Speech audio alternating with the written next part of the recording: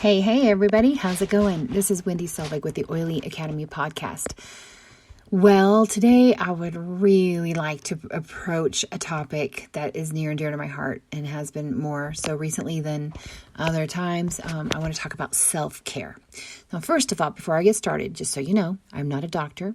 Don't want to be a doctor. Don't want to be your doctor. I recommend anything I say you take with a grain of salt and talk to your doctor about it. And I am a certified aromatherapist, certified in the raindrop technique, which is a massage that uses essential oils. And I've been a natural health researcher for 20 years for a nonprofit organization. I love natural health, love talking about it. I love Young Living. I'm a Young Living independent distributor.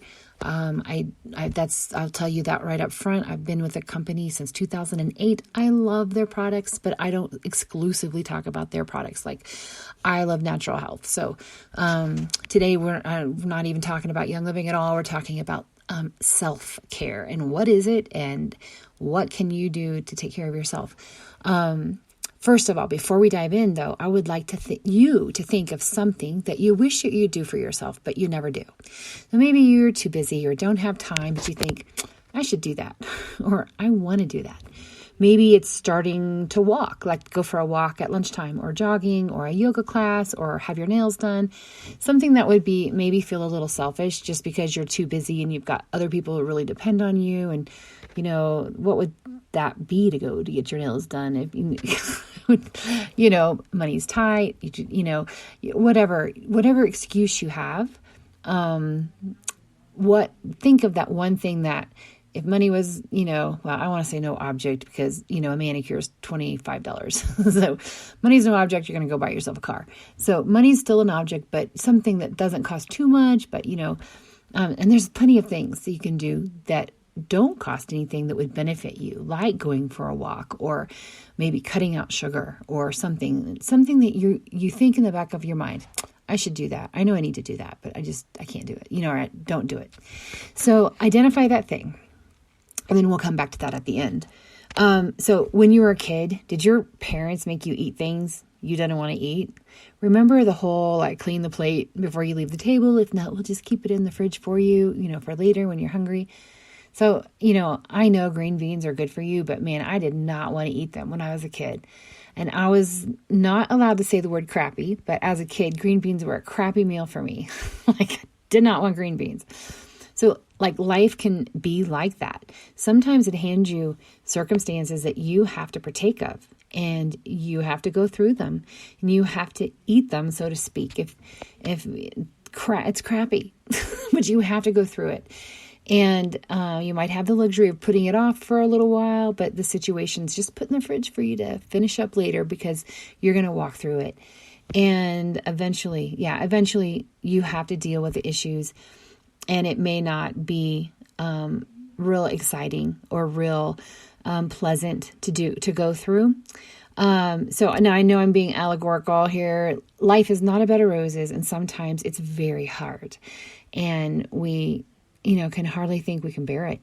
And so today I want to talk about self-care so that in those hard times and in the not so hard times too, but you have a few tools to nourish your soul and your spirit, so you have the strength to walk through the hard.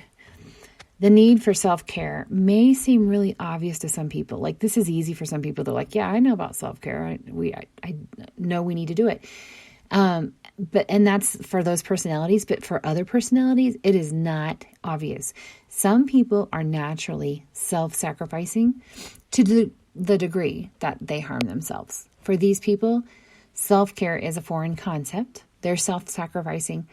Actually, in my opinion, because I live with one of these, self-sacrificing people to this degree, it's not actually out of service to others, though it may appear to be. It can come from a dysfunction of self-image and a worthiness issue. So these people really need to get the idea of self-care down so as not to completely burn out. So you might fall somewhere in this spectrum of whether you know you need it, or you might be someone who's like, no, never. I'm not going to take care of it. And if you're that person, I implore you to ask yourself why you feel that way, or why you sacrifice yourself so much that you can't ever give yourself self-care? And does that come from actually a self-image thing, or you don't feel ultimately worthy of it? Just let me throw that at you so you can process that. But we want you to be able to give yourself some care so that you can nourish your mind and body and spirit. Because I'll tell you, life is hard at times, and I hardly doubt anybody will get through their entire 80 plus years of life without having a few really difficult roads to walk. And so self-care is just really important. Ultimately, self-care is me time. Okay. And it's not selfish. You are with you all the time, and you are in control, and you take care of your body, you take care of your mind, you can take care of your spirit. And if you decide to sacrifice all of that and never nourish yourself, you will burn out. You will not be worth anything to the people around you. You do have to have some boundaries and some time to nourish yourself. And with stress, with technology, busy families, me time comes last on the schedule a lot. But then you add a major life stressor like divorce or chronic illness, death, a new job, moving. I mean, these are all like major life changes. The importance of doing something purposefully for yourself becomes more and more important. And it's just really amazing in these times how the little things can make a huge difference in nurturing ourselves. So I've got a few ideas of how you can give yourself self-care. Most of these are free. There might be one or two that cost a little something, but I'm going to give you a couple ideas so that you can think about this and see, are you doing anything like this for yourself? And can you make this happen for yourself? So the very first thing, and it's such a small thing, but yet it's huge, is sleep.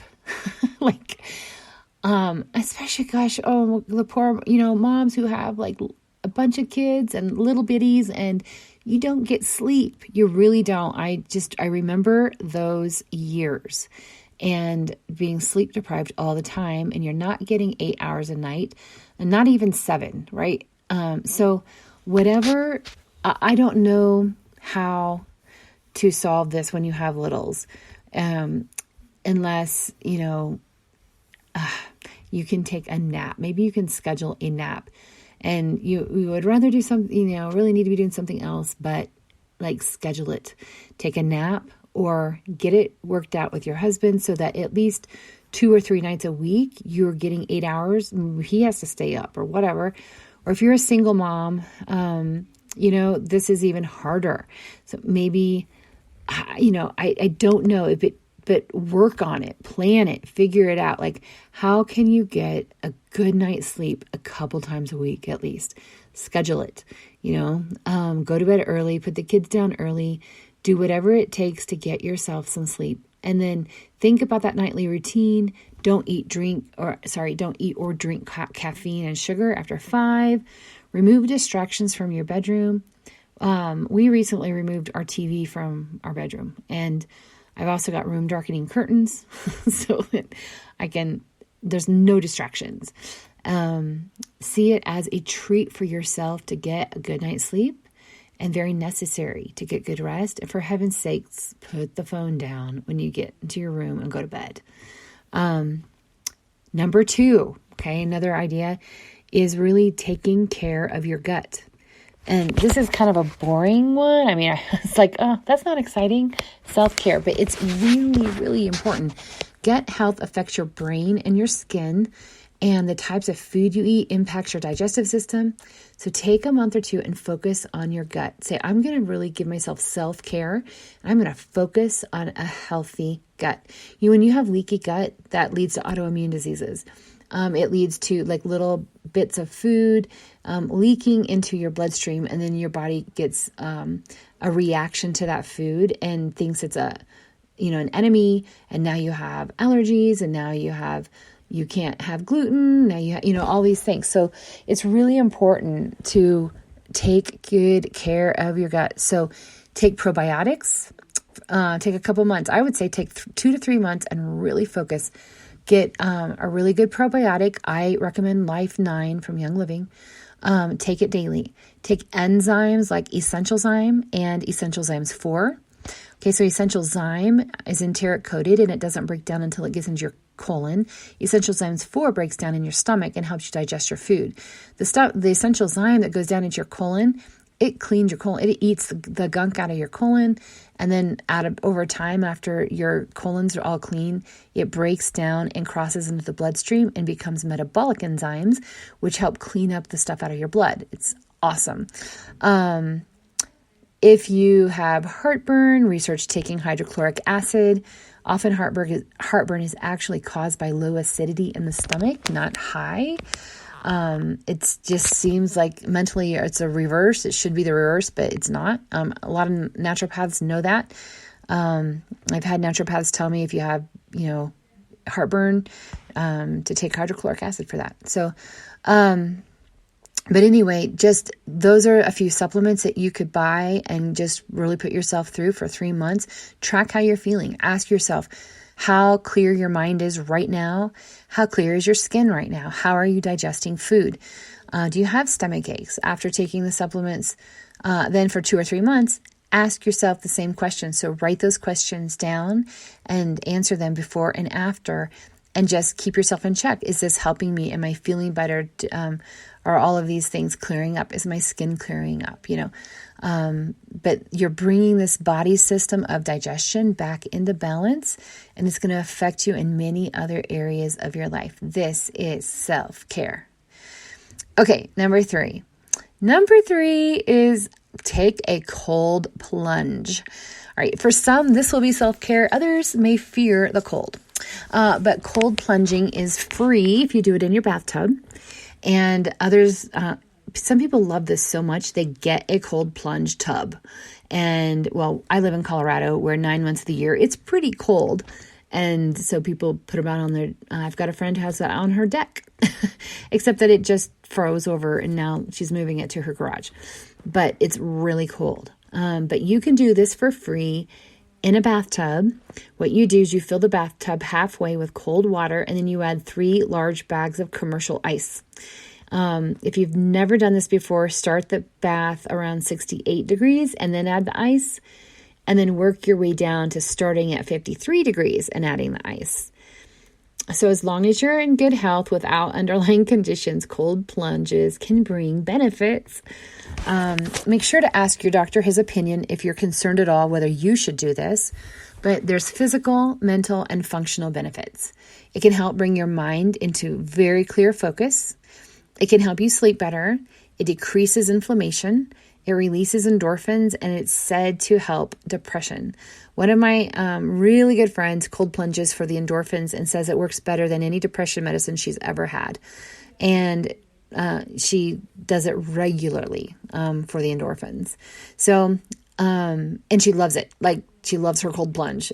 It's freezing cold, but she loves the effects that her body has for the rest of the day.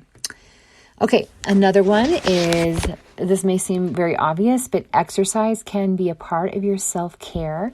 We all know it's good for us, but it's easy to push off because other important things eat up our time. If this is the case, then start with 10 minutes.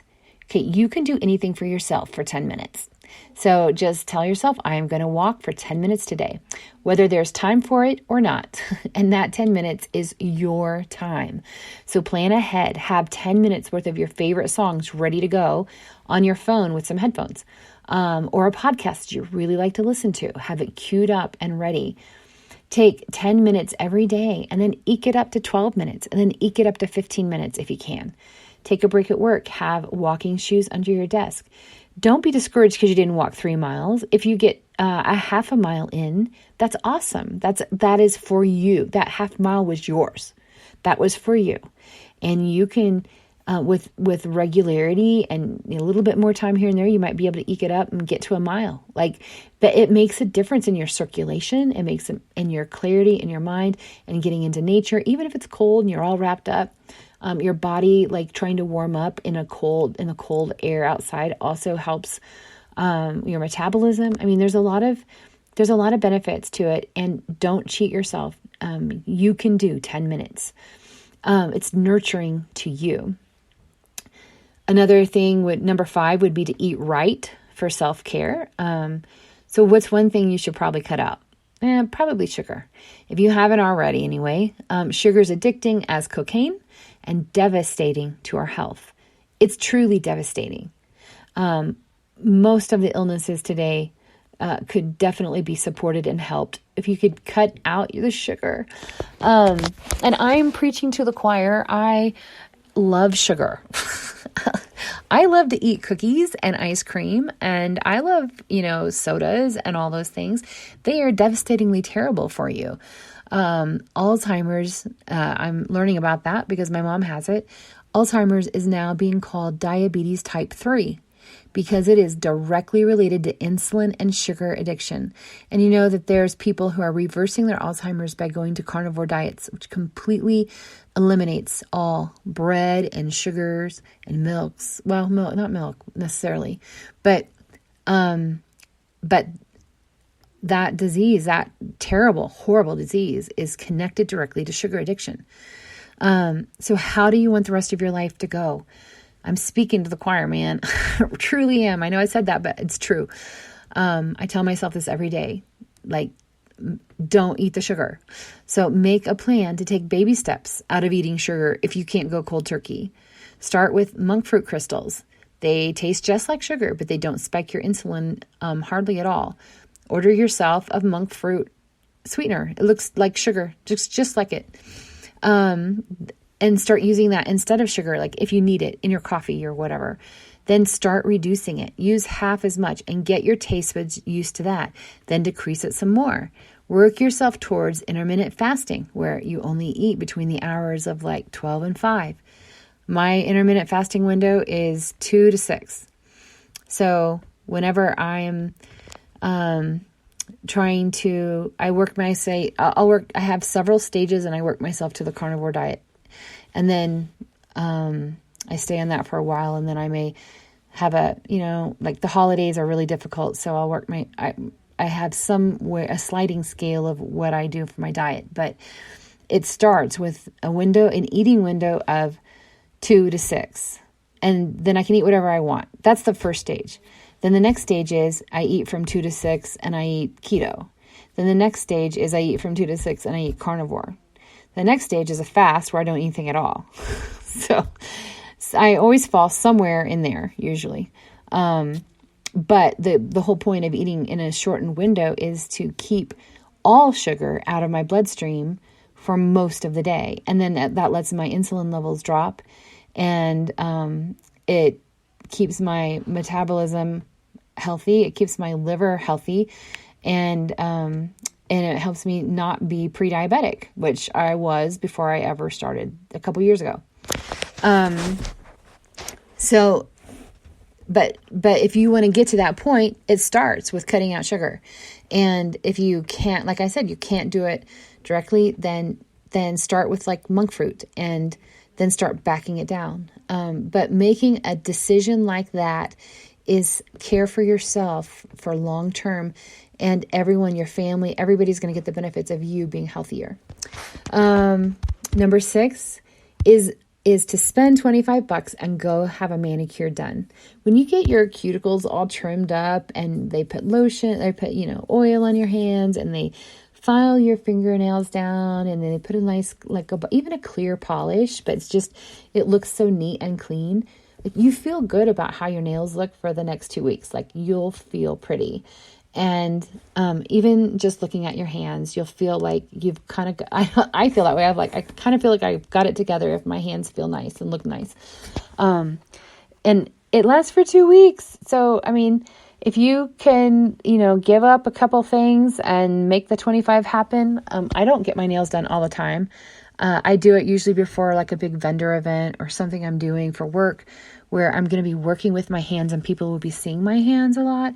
I'll go ahead and do that. But that is just a self-care thing that you could do that doesn't take too much money, and you have the effect of feeling good about yourself for the next couple of weeks. Number 7 is trim your own. This is free. Trim your own and paint your toenails. Like, it just takes 10 minutes, but you take care of your feet and put a lot of, not lotion, I put body butter. I make my own, like balm, kind of it's got beeswax and cocoa butter and a little coconut oil and some essential oils in it. And I make my own, balm. I put them in these little tins and I put that on my feet every morning, and my feet are so soft. They used to be they were so dry and cracked. I live in Colorado. It's a semi-desert here, and it's just dry and it's easy to get cracked heels. And I started using this, 6 months ago, this like balm that I make now, and my feet are like babies' butts. They're so soft. And that's part of what I do when I go sit in my closet and I put my supplements, which is the next thing I was going to tell you. Number 8.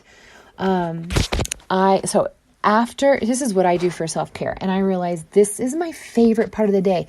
Am I getting old and boring or what? Like, my favorite part of my day, I take a shower, I get dressed, and I sit in my closet on the floor.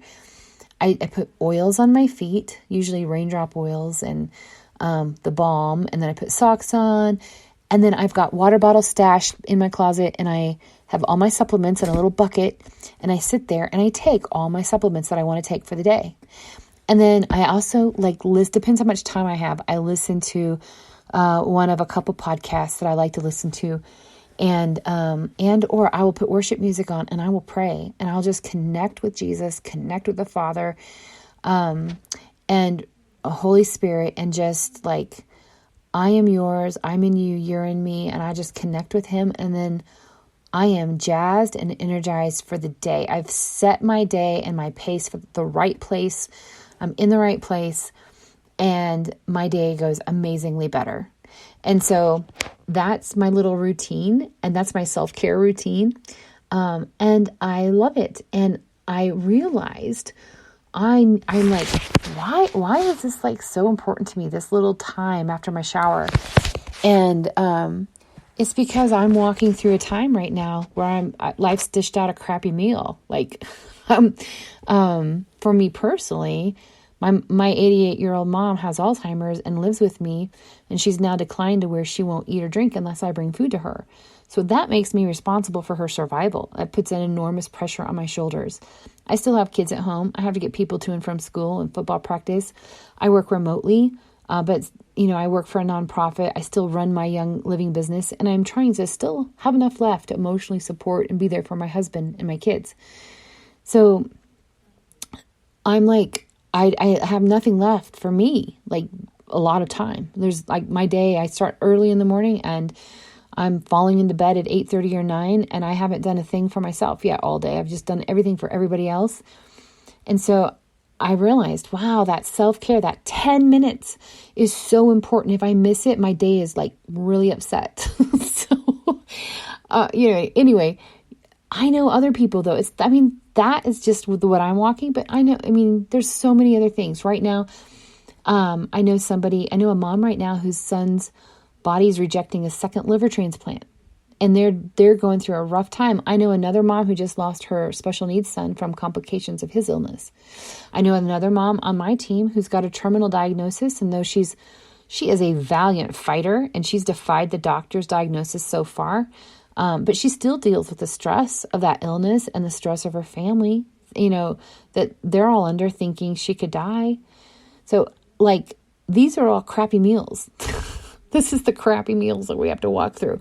This is the thing. None of these people want to walk through this, that they're walking through. And you may not want to walk through what you're walking through right now. You might be walking through a divorce, or you might be walking through big relationship problems, or a work problem, or something that's major. Or maybe you're having to move and leave all your friends and family. These are all big things that life dishes out. Everyone does have to walk through these kinds of things.